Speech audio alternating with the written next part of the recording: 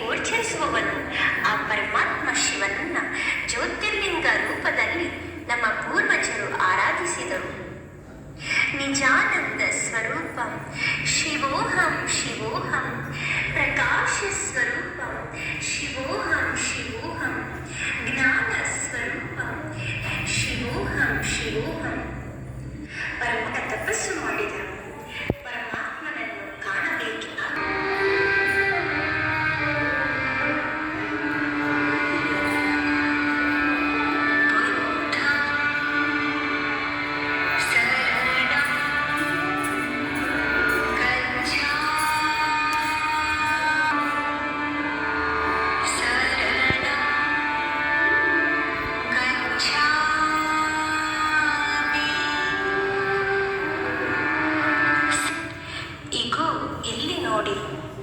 ಗೌತಮ ಬುದ್ಧ ಬೋಧಿ ವೃಕ್ಷದ ಕೆಳಗೆ ಹಲವಾರು ವರ್ಷಗಳವರೆಗೆ ಅಖಂಡ ತಪಸ್ಸು ಮಾಡಿದ.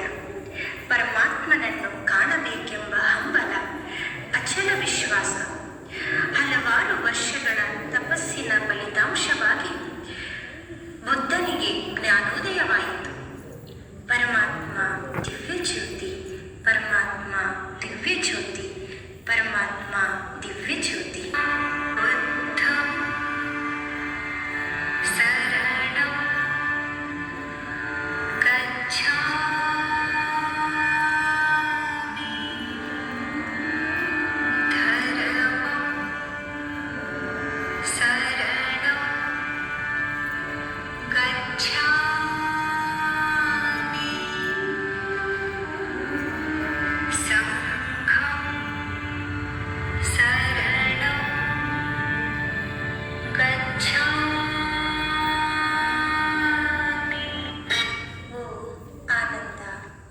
ಪರಮಾನಂದ, ತಿಳಿಯಿತೆನಗೆ ಈ ಜಗದ ಬಗ್ಗೆ, ಆಯಿತೆನಗೆ ಜ್ಞಾನೋದಯ. ನಿಜ, ಹೌದು ಹೌದು, ಓ ಭಗವಾನ್, ನೀನು ದಿವ್ಯ ಜ್ಯೋತಿಯಾಗಿದ್ದೀಯ, ದಿವ್ಯ ದಿವ್ಯ ದಿವ್ಯ ಜ್ಯೋತಿಯಾಗಿದ್ದೀಯ, ಜ್ಯೋತಿ ಸ್ವರೂಪನಾಗಿದ್ದೀಯ. ಜಗದ ಜಂಜಾಟದ ಸತ್ಯವನ್ನು ತಿಳಿದಿದ್ದೀಯ. ಆಸೆಯೇ ದುಃಖಕ್ಕೆ ಮೂಲ ಕಾರಣವೆಂದು ತಿಳಿಸಿದ್ದೀಯ. ಧನ್ಯನಾದೆ ಭಗವಾನ್, ಧನ್ಯನಾದೆ, ನೀನು ದಿವ್ಯ ಜ್ಯೋತಿ.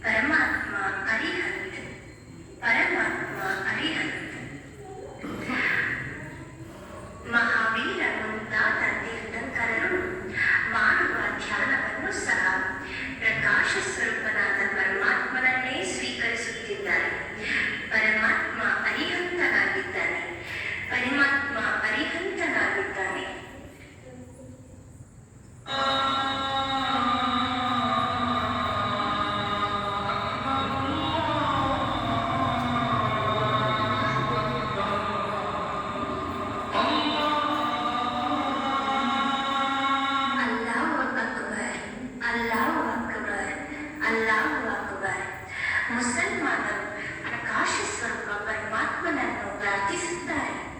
ಅರಬಿಯನ್ ಭಾಷೆಯಲ್ಲಿ ಅಲ್ಲಾ ಎನ್ನುವರು, ಪರ್ಷಿಯನ್ ಭಾಷೆಯಲ್ಲಿ ಖುದಾ ಎನ್ನುವರು. ಅಲ್ಲಾ ಇಕ್ ನೂರ್ ಹೇ, ಅಲ್ಲಾಹ ಜ್ಯೋತಿ ಸ್ವರೂಪನು, ಅಲ್ಲಾಹ ಪ್ರಕಾಶ ಸ್ವರೂಪನು. ಲಾ ಇಲಾಹ ಇಲ್ಲಲ್ಲಾಹು, ಅಲ್ಲಾನ ಹೊರತು ಬೇರೆ ಯಾರೂ ದೇವರಿಲ್ಲ.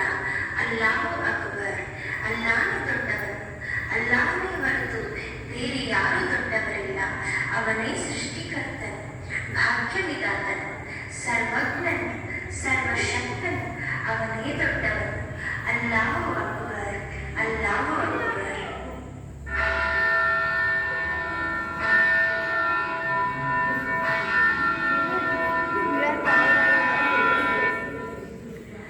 ಅಲ್ಲಿ ನೋಡಿ, ಯೇಸು ಕ್ರಿಸ್ತ ಪರಮಾತ್ಮನನ್ನು ಗಾಡ್ ಇಸ್ ಲೈಟ್ ಎಂದು ಮಹಿಮೆ ಮಾಡಿದ್ದಾರೆ. ಅಂದರೆ ಪರಮಾತ್ಮನು ಪ್ರಕಾಶ ಸ್ವರೂಪನೆಂದೇ ಅರ್ಥವಾಗುತ್ತದೆ. ಯೇಸುಕ್ರಿಸ್ತನು ಮತ್ತು ಕ್ರಿಶ್ಚಿಯನ್ನರು ಗಾಡ್ ಯೆಹೋವನನ್ನೇ ಪ್ರಾರ್ಥನೆ ಮಾಡುತ್ತಾರೆ.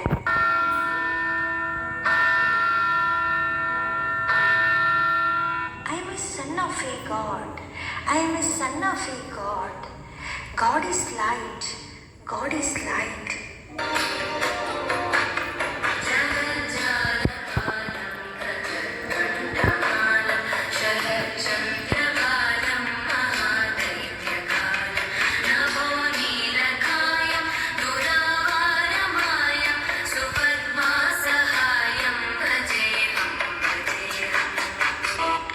ಅಗೋ ಅಲ್ಲಿ ನೋಡಿ, ಶ್ರೀಕೃಷ್ಣ ಸತ್ಯಯುಗದ ಮೊದಲನೆಯ ರಾಜಕುಮಾರ, ಮರ್ಯಾದ ಪುರುಷೋತ್ತಮ, ಸರ್ವಗುಣ ಸಂಪನ್ನ. ಯಾವುದೇ ಕಾಲದಲ್ಲಾಗಲಿ ಯಾವುದೇ ದೇಶದಲ್ಲಾಗಲಿ ಶಿವಲಿಂಗವನ್ನು ಪೂಜಿಸುವುದು ಎಂದರೆ ಅದು ಜ್ಯೋತಿರ್ಬಿಂದು ಪರಮಾತ್ಮನಿಗೆ ಸಲ್ಲುತ್ತದೆ. ವಾಯುವ್ಯ ಸಂಹಿತೆಯ ಆಧಾರದ ಪ್ರಕಾರ ಶ್ರೀಕೃಷ್ಣನು ಹಿಮಾಲಯದಲ್ಲಿ ಶಿವನನ್ನು ಕುರಿತು ತಪಸ್ಸು ಮಾಡಿ ಶಿವನ ಸಾಕ್ಷಾತ್ಕಾರ ಪಡೆದುಕೊಂಡನು. ಶ್ರೀಕೃಷ್ಣನು ಗೋಪೇಶ್ವರದಲ್ಲಿ ಸ್ಥಾಪಿಸಿ ಪೂಜಿಸಿದ ಶಿವಲಿಂಗವು ಇಂದಿಗೂ ಸಹ ಲಕ್ಷಾಂತರ ಭಕ್ತರ ದರ್ಶನಕ್ಕೆ ಲಭ್ಯವಿದೆ.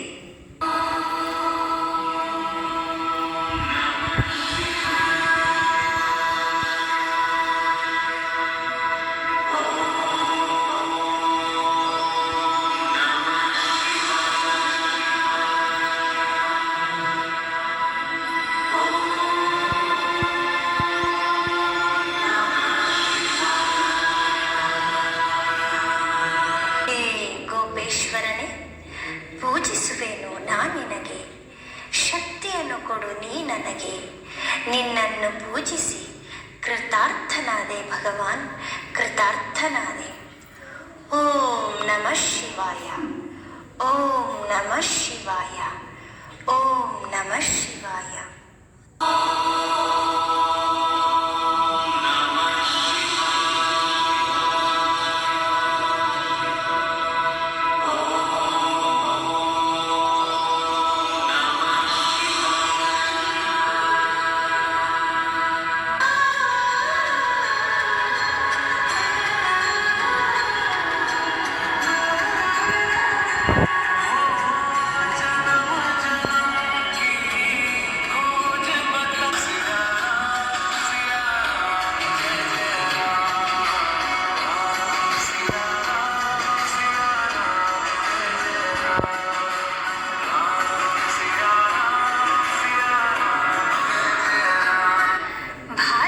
ದೇಶದ ರಾಜ ಶ್ರೀರಾಮ ಧನುಷ್ಕೋಟಿಯಲ್ಲಿ ಈಶ್ವರ ಶಿವಲಿಂಗವನ್ನು ಸ್ಥಾಪಿಸಿ ಈಶ್ವರನನ್ನು ಪೂಜೆ ಮಾಡಿದನೆಂಬ ಐತಿಹ್ಯವಿದೆ. ರಾಮನು ಸ್ಥಾಪಿಸಿ ಪೂಜೆ ಮಾಡಿದ ಈಶ್ವರಲಿಂಗವು ದ್ವಾದಶ ಜ್ಯೋತಿರ್ಲಿಂಗಗಳಲ್ಲಿ ಒಂದಾಗಿದೆ. ರಾಜ ಶ್ರೀರಾಮನು ಅರ್ಚಿಸಿದ ಈ ಶಿವಲಿಂಗಕ್ಕೆ ರಾಮೇಶ್ವರನೆಂದು, ರಾಮನಾಥನೆಂದು ಇಂದಿಗೂ ಲಕ್ಷೋಪಲಕ್ಷ ಭಕ್ತರು ರಾಮೇಶ್ವರಕ್ಕೆ ಹೋಗಿ ಅರ್ಚಿಸುತ್ತಿದ್ದಾರೆ.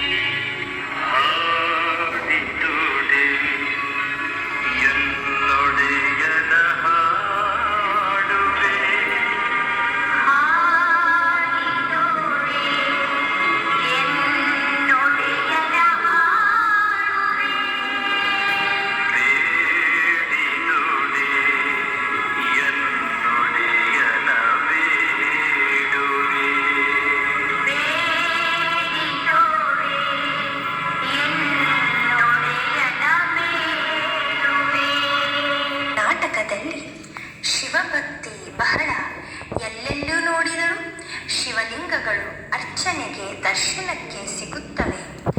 ಬಸವಾದಿ ಶಿವಶರಣರು ಜ್ಯೋತಿರ್ಲಿಂಗ ಸ್ವರೂಪನಾದ ಪರಮಾತ್ಮನ ಪ್ರತೀಕವಾದ ಶಿವಲಿಂಗವನ್ನು ಧರಿಸಿಕೊಂಡು ಶಿವಯೋಗ ಸಂಧಾನವನ್ನು ಮಾಡಿರುತ್ತಾರೆ. ದೇವನೊಬ್ಬ ನಾಮ ಹಲವು ಎಂದು ಹೇಳಿದ್ದಾರೆ. ದೇವನೊಬ್ಬ ನಾಮ ಹಲವು, ದೇವನೊಬ್ಬ ನಾಮ ಹಲವು.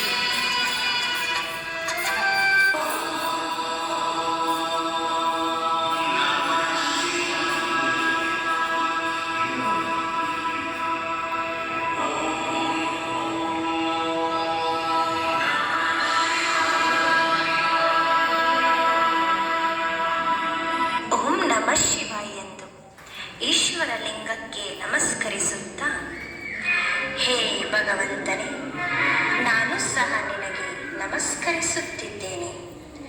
ನಾನು ನಿನ್ನನ್ನು ಕುರಿತು ಧ್ಯಾನಿಸುತ್ತಿದ್ದೇನೆ.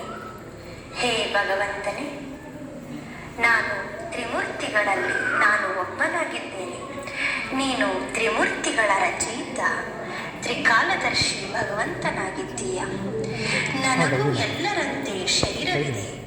ನಾನು ಅಷಡ್ವರ್ಗಗಳಲ್ಲಿ ಬಂದು ಹೋಗಿದ್ದೇನೆ. ನನಗೆ ಗಂಗೆ, ಗೌರಿ, ಗಣಪ, ಷಣ್ಮುಖರೆಂಬ ಹೆಂಡಿರು ಮಕ್ಕಳಿದ್ದಾರೆ. ನಾನೇಗೆ ಪರಮಾತ್ಮನಾಗಲು ಸಾಧ್ಯ?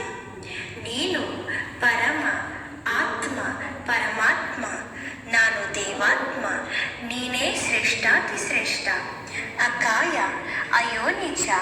ನಾನು ಭೋಕ್ತ, ನೀನು ಅಭೋಕ್ತ. ನಾನು ಶರೀರಿ, ನೀನು ಅಶರೀರಿ. ನಾನು ಕಾಯವುಳ್ಳವ, ನೀನು ಅಕಾಯ. ನಾನು ಯೋಗಿ, ನೀನು ಯೋಗೇಶ್ವರ.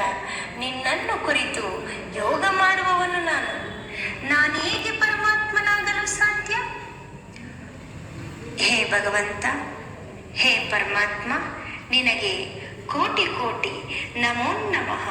ಕೋಟಿ ಕೋಟಿ ನಮೋ ನಮಃ.